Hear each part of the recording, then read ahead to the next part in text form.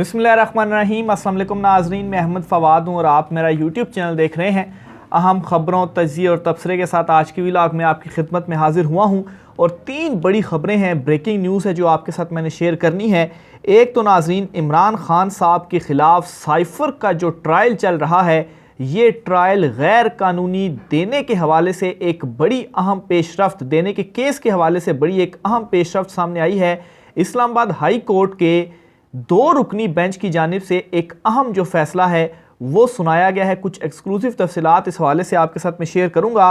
वाज़ेह रहे कि ये जो मामला था वो चीफ जस्टिस आमिर फारूक साहब के पास अब नहीं है। ये इस्लामाबाद हाई कोर्ट के 2 रुकनी बेंच, जिसमें जस्टिस अरबाब और जस्टिस मियां गुल हसन औरंगज़ेब शामिल हैं। इस पर एक बड़ी पेशरफ्त और ख़ास तौर पर इमरान खान साहब के चूँकि जो दरख्वास्त थी कि जज साहब की जो तैनाती है वो भी गैर कानूनी है, बड़ी पेशरफ्त सामने आई है। इस पर कुछ तफसीलात हैं वो आपके साथ मैंने शेयर करनी है। दूसरे नंबर पर नाज़रीन, चीफ जस्टिस काजी फ़ाइज़ ईसा ने नैब तरमीम का जो केस है इसमें बड़ा एक अहम फ़ैसला सुनाया है और उस फैसले के मुताबिक, फ़ैसला तो अभी हतमी फ़ैसला तो आएगा लेकिन जो ऑर्डर ऑफ द डे है उसके मुताबिक जो नैब अदालतें हैं इन्हें फ़ैसला सुनाने से रोक दिया है। अलबत्ता ये कहा है कि जो ट्रायल है वो ट्रायल बेशक चलता रहे लेकिन फाइनल जो फैसला है वो ना सुनाया जाए। लेकिन इस केस में ये खबर तो सामने आ गई है, चीफ जस्टिस अतर मिनल्ला ने कैसे आज लाजवाब किया अटॉर्नी जनरल को और उनके पास बड़ा एक अहम सवाल पूछा है जस्टिस अतर मिनल्ला ने। इस केस में उसका जवाब ही उनके पास नहीं था। इस पर भी चीज़ें कुछ आपके साथ शेयर करूंगा और इमरान खान साहब की साइफ़र मुकदमे की आज की अंदरूनी कहानी आपके सामने रखूंगा कि आज साइफ़र मुकदमा जो जिसकी जेल में ट्रायल हुई है लेकिन कोई उसमें भी डेवलपमेंट या केस आगे नहीं बढ़ सका, उसकी रीज़न क्या थी, उसकी अंदरूनी कहानी भी सामने रखूंगा। तो सबसे पहले तो नाज़रीन मैं आता हूँ कि इमरान खान साहब के अगेंस्ट जो साइफ़र मुकदमा है, इस मुकदमे में एक दरख्वास्त इस्लामाबाद हाई कोर्ट में दायर कर रखी है इमरान खान साहब की जानिब से। और ये दरख्वास्त बेसिकली साइफ़र का जो मुकदमा है इसे गैर कानूनी करार देने के हवाले से है। और जो उसकी रीज़न है, एक तो ये कि जज साहब की जो तैनाती है वो वजारत कानून उसका नोटिफिकेशन जारी नहीं कर सकती थी, वो नहीं कर सकती थी। और फिर एक इंसदाद दहशतगर्दी के अदालत के जो जज हैं उनको आप ये ऑफिशियल सीक्रेट एक्ट के तहत कायम खुसूसी अदालत का जज आप तैनात कर देते हैं। और फिर ये जो सारा ट्रायल है वो हो रहा है जेल के अंदर, तो जेल में ये नहीं हो सकता।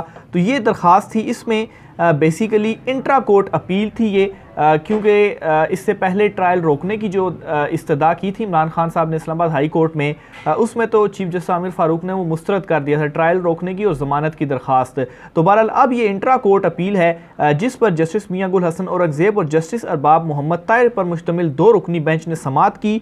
और समाअत के आखिर में क्या हुआ कि इस्लामाबाद हाई कोर्ट ने वजारत कानून के जॉइंट सेक्रेटरी लेवल के अफसर को जुमेरात को तलब कर लिया है और उनको ये कहा है कि बताया जाए कि आखिर ये ऑफिशियल सीक्रेट एक्ट के जो मुकदमा सुनने का इख्तियार है बाकायदा ज़ाब्ते के तहत दिया गया या नहीं दिया गया। तो ये एक बड़ी पेशरफ्त, बड़ी डेवलपमेंट है। एटलीस्ट इनिशियल लेवल पर इमरान खान साहब का मौक़िफ़ तस्लीम कर लिया गया कि बुला लिया गया है वजारत कानून के जॉइंट सेक्रेटरी को, उनसे बताया गया है कि आपने ये कैसे नोटिफिकेशन और कैसे ये तैनाती कर दी है, ये ज़ाब्ते के तहत है भी या ज़ाब्ते के तहत नहीं है, दोनों चीज़ें आपने आकर बतानी है। अगर ज़ाब्ते के तहत है तो ये जो है वो आज 2 रुकनी बेंच ने किया है। समाअत जब हुई तो सलमान अकरम राजा साहब थे, इमरान खान साहब की तरफ से वो रिप्रेजेंट कर रहे थे। उन्होंने कहा जी कि ऑफिशियल सीक्रेट एक्ट का ये मुकदमा पहला मुकदमा है जिस पर इंसदाद दहशतगर्दी की अदालत को के जज जो है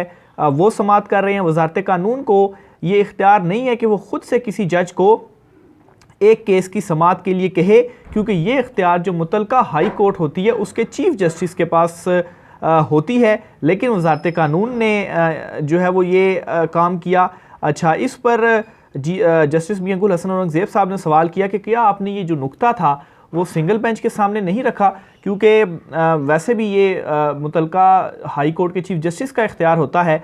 और ये सवाल पूछने का जो मुझे समझ लगी वो यही था कि इतना वैलिड नुक्ता था कि वाकई एक किस्म का इमरान खान साहब का, पाकिस्तान तहरीक इंसाफ का या सलमान अकरम राजा की ये जो दलील है ये बिल्कुल ठीक भी है। तो इसी वजह से जज साहब ने ये भी पूछा कि सिंगल बेंच को आपने क्यों नहीं ये नुक्ता उनके सामने रखा, जिस पर सलमान अकरम राजा साहब ने कहा कि सिंगल बेंच के सामने भी ये जो नुक्ता था वो हमने रखा और हम खालसतन कानून और आइन की जो बात है वो कर रहे हैं और यही हमारी इस्तदा है। और जज मोहम्मद बशीर की मुद्दत मुलाजमत में तोसी का मामला भी इस पर हमारे सामने है, तो जिस पर जस्टिस मियां गुल हसन औरंगज़ेब ने कहा कि जज मोहम्मद बशीर साहब की मुद्दत मुलाजमत में तोसी की सिफारशात जो थी वो मैंने ख़ुद भिजवाई थी और बड़े अच्छे इंसान हैं। तो बहरहाल ये थोड़ा सा जो है वो डिस्कशन हुई, दलाइल हुए और इसके बाद जस्टिस मियां गुल हसन औरंगज़ेब ने ये भी कहा कि ये बड़ा इशू एक बड़ा इशू ये भी है कि ट्रायल कोर्ट की कार्रवाई पब्लिक क्यों नहीं की गई।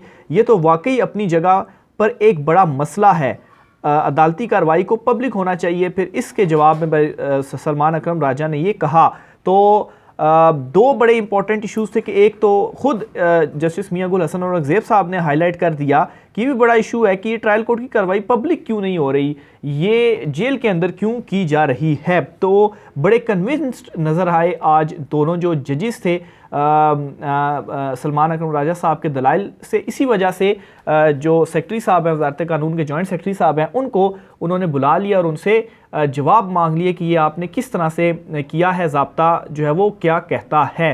तो बहरहाल इस केस में इमरान खान साहब का शुरू से ही खैर ये एक कंसर्न रहा है कि सिर्फ चीफ जस्टिस आमिर फारूक साहब भी मुकदमा सुनते हैं, तो अब ये जब मुकदमा लगा है दो रुकनी बेंच के सामने तो बड़ी अहम ये पेशरफ्त उसमें सामने आई है। दूसरे नंबर पर चीफ जस्टिस कादी फाइज ईसा की जानिब से आज नैब तरमीम कलअदम करार देने का जो फैसला था साबिक चीफ जस्टिस उमर अताब बंदयाल साहब की सरबराही में 3 रुकनी बेंच ने दिया था, इसमें जो अपीलें दायर हुई थी इन पर समाअत की। और समाअत में क्या हुआ कि जो हुकूमती वकील थे उन्होंने तो कहा जी कि मखदूम अली ख़ान साहब के वो बैरून मुल्क है तो इसलिए समाअत ज़रा मुलतवी कर दी जाए, तो वो तो नहीं आए। लेकिन अटॉर्नी जनरल ने दलाइल वगैरह दिए और आखिर में हुआ ये कि चीफ जस्टिस कादी फाइज ईसा की सरबराही में जो बेंच था इसने फ़ैसले को मुअत्तल करने की जो इस्तदा थी ये मुस्तरद कर दी, क्योंकि पहली इस्तदा यही थी कि फ़ैसले को मुअत्तल किया जाए। तो इस स्टेज पर मुअत्तल नहीं किया गया, लेकिन साथ ही ये किया गया है कि ये कहा गया है कि जो मुतलका अदालतें हैं या एहतसाब अदालतें हैं वो केसेस जो चल रहे हैं उनका बिल्कुल ट्रायल चलाए, उसी तरीके से सारे केसेस चलते रहें। लेकिन एक चीज़ ये होगी कि जो फ़ैसला है वो एहतसाब अदालतें नहीं सुनाएंगी जब तक इस केस का कोई जो डिसीजन है वो सामने नहीं आ जाता। और फिर ये भी कहा है कि प्रैक्टिस एंड प्रोसीजर एक्ट का जब तक तफसीली फ़ैसला नहीं आता तब तक इस केस को समाअत के लिए मुकर्रर ना किया जाए, उसके बाद इस केस को समाअत के लिए मुकर्रर किया जाए। लेकिन आज दौरान समाअत एक जो नुक्ता मैं आपके सामने रखना चाहता हूँ, बड़ा ये इंपॉर्टेंट नुक्ता है जो कि जस्टिस अत्तर मिनल्ला साहब ने सवाल पूछा अटॉर्नी जनरल से और अटॉर्नी जनरल साहब खामोश हो गए, उनके पास कोई जवाब नहीं था। और फिर इसमें चीफ जस्टिस कादी फाइज ईसा साहब ने इंटरप्ट किया और फिर उनको वक्त मिला। तो हुआ कुछ यूँ है जी कि जस्टिस अत्तर मिनल्ला ने अटॉर्नी जनरल से सवाल किया कि निगरान वफाकी हुकूमत ने किस हैसियत पे इंट्रा कोर्ट अपील दायर की है। मोजिस जज ने ऑब्जर्वेशन दी कि जिस प्रैक्टिस एंड प्रोसीजर एक्ट के तहत ये अपील का हक मिला है इसी कानून की सेशन 5 की सब सेशन 2 में लिखा है कि मुतासरा फरीक को अपील का इख्तियार होगा। नैब तरमीम के खिलाफ फैसले से निगरान वफाकी हुकूमत कैसे मुतासरा फरीक है, आप मुतलका सेशन पढ़ें। तो नैब तरमीम तो पीडीएम हुकूमत ने की थी और अब निगरान हुकूमत है जो जिसका काम इलेक्शन करवाना है, तो वो कैसे मुतासरा फरीक है जो कि ये अपील दायर कर रही है। तो ये सवाल था और इस सवाल में अटॉर्नी जनरल साहब जो थे वो बिल्कुल लाजवाब नज़र आए। और जब वो लाजवाब नज़र आए तो इसी पर जो है वो चीफ जस्टिस कादी फाइज ईसा ने फिर ये कहा कि अटॉर्नी जनरल मतलब वो बोलने लगे तो उनको रोका और कहा कि आपको इस सवाल की तैयारी के लिए वक्त मिलना चाहिए, आप अगली समाअत में इस कानूनी नुक्ते पर अदालत की मुआवनत करें। अच्छा, जस्टिस अत्तर मिनल्ला साहब के हवाले से एक और भी ये चीज़ मैं आपके सामने रखना चाहता हूँ कि जस्टिस अत्तर मिनल्ला साहब ही थे कि जिन्होंने जब असम्बलियाँ डिज़ोल्व हुई थी तो ये कहा था जी कि ये भी देखना है कि जो असम्बलीज़ डिज़ोल्व की गई हैं कि क्या वो फिर ठीक ही डिज़ोल्व की गई, यानी कि उस शख्स ने जो डिज़ोल्व की हैं वैसे तो डिज़ोल्व आइन के तहत ही हुई हैं। और इसके ऊपर ये रिजवान गलज़ई साहब हैं, बड़ी अहम इन्होंने ट्वीट किया और इशारा उसी तरफ था, ये सुनिएगा आप भी ज़रा। NRO 2 की बहाली के इम्कानात रोशन हो गए, नैब तरमीम फैसले के खिलाफ अपील का बेंच देखकर अंदाज़ा हो गया था। 2 असम्बलियाँ तोड़ने के पीछे इमरान खान की नीयत पर सवाल करने वाले जज साहबान को नैब तरमीम करने वालों की बदनीयती क्यों नज़र नहीं आई। यानी कि वहाँ पर तो ये सवाल पूछा गया। और अब यहाँ पर इस नैब तरमीम वाले केस में ये सवाल या ये चीज़ नहीं उठाई जा रही कि फिर उनकी जो नीयत थी वो क्या थी, क्योंकि इससे जो नैब तरमीम हुई हैं जिनको सबको रिलीफ मिल रहा है वो कौन लोग हैं, और जिनके जो केसेस हैं वो वापस हुए हैं वो कौन लोग हैं। तो बहरहाल ये भी एक अहम सवाल था जो कि सुप्रीम कोर्ट ऑफ पाकिस्तान पर उठाया गया है। जेल समात की अंदरूनी कहानी आखिर में आपके सामने मैंने रखनी है। इमरान खान साहब की आज जेल की जो ट्रायल हो रहा है तो उसमें पेशरफ तो कोई नहीं हुई, क्योंकि जो गवाहान थे उनके बयानात आज भी रिकॉर्ड नहीं हुए। नेक्स्ट हेयरिंग में रखा गया और 7 तारीख तक समात मुलतवी हुई है, 7 को दोबारा होगी। लेकिन अंदरूनी कहानी क्या है वो आपके मैं सामने रखता हूँ।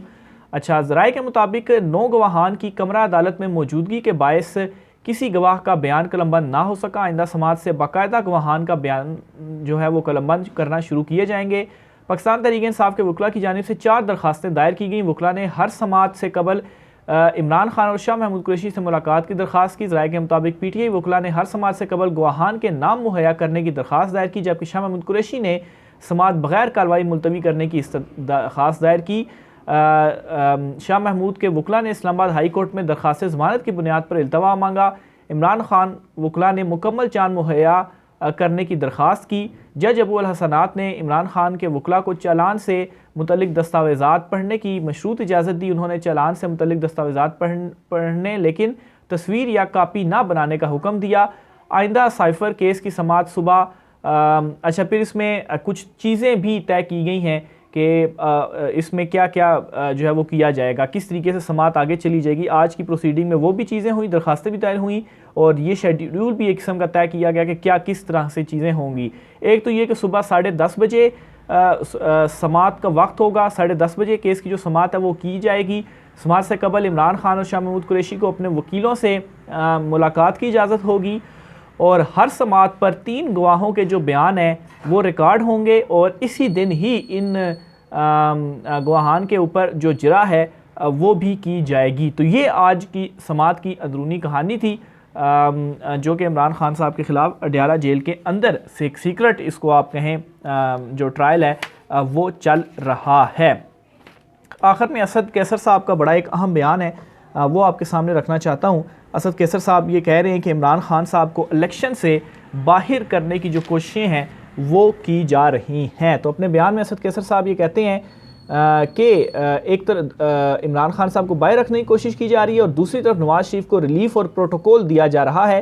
पीपल्स पार्टी के रहनुमा शेर रहमान ने पीटीआई के बगैर इलेक्शन को बेमानी करार दिया और पीपल्स पार्टी भी जो है वो भी ज़ाहिर सी बात है उनको जब अपना नज़र आ रहा है कि हमें भी आउट किया जा रहा है तो अब वो भी कोशिश कर रहे हैं या पाकिस्तान तहरीक इंसाफ के हवाले से जो बयानात हैं वो दे रहे हैं। नहीं तो जब ये पीडीएम हुकूमत में थे तो तब सब कुछ ठीक था। आखिर में असद उमर साहब के हवाले से बताता चलूँ, असद उमर साहब ने आज एक बयान दिया, उनसे सवाल ही हुआ एक और उसके ऊपर उन्होंने कहा जी कि वो IPP में नहीं जा रहे क्योंकि आज गुलाम सरवर जो हैं या सरवर खान साहब जो हैं वो भी IPP में शमूलियत उन्होंने इख्तियार कर ली है। तो असद उमर साहब ने कहा है जी कि वो IPP में नहीं जा रहे, ऑफ़र को वो मुस्तरद भी करते हैं और वो पाकिस्तान तहरीक इंसाफ में तो ज़ाहिर सी बात है ओहदे के ऊपर तो नहीं रहे लेकिन उन्होंने पाकिस्तान तहरीक इंसाफ नहीं छोड़ी। तो ये कहना था। उसके बाद उनको 9 मई जो वाक़यात वगैरह थे उसमें कोई तहकीकात वगैरह जो भी चीज़ चल रही थी तो या कोई GIT वगैरह कायम थी तो उस GIT ने तफ्तीश के लिए जो इनको नोटिस वगैरह है तलबी का वो जारी कर दिया है। और फिर ये भी मैं एक ख़बर पढ़ा था लेकिन कन्फर्म नहीं हो सकी कि 5 मुकदमात जो हैं वो भी कोई दर्ज हुए हैं। तो वो अभी कंफर्मेशन तो इसकी नहीं हुई लेकिन वो वैसे ही मैं किसी का ट्वीट में देख रहा था तो मेरी नज़र से गुजरा। तो बहरहाल अगर वो नहीं भी हुए तो एटलीस्ट ये जो उनको बुला लिया गया है तो जिस तरीके से शमूलियत वगैरह हो रही है तो शायद फिर इनको भी ये बयान देना महंगा पड़ गया कि ये IPP में शामिल नहीं हो रहे। तो शायद ये IPP में शामिल हो जाएँ तो इनको भी कोई जो रिलीफ़ है वो मिल जाए। राय का सार कीजिएगा, मुझे इजाज़त दीजिए, अल्लाह हाफ़िज़।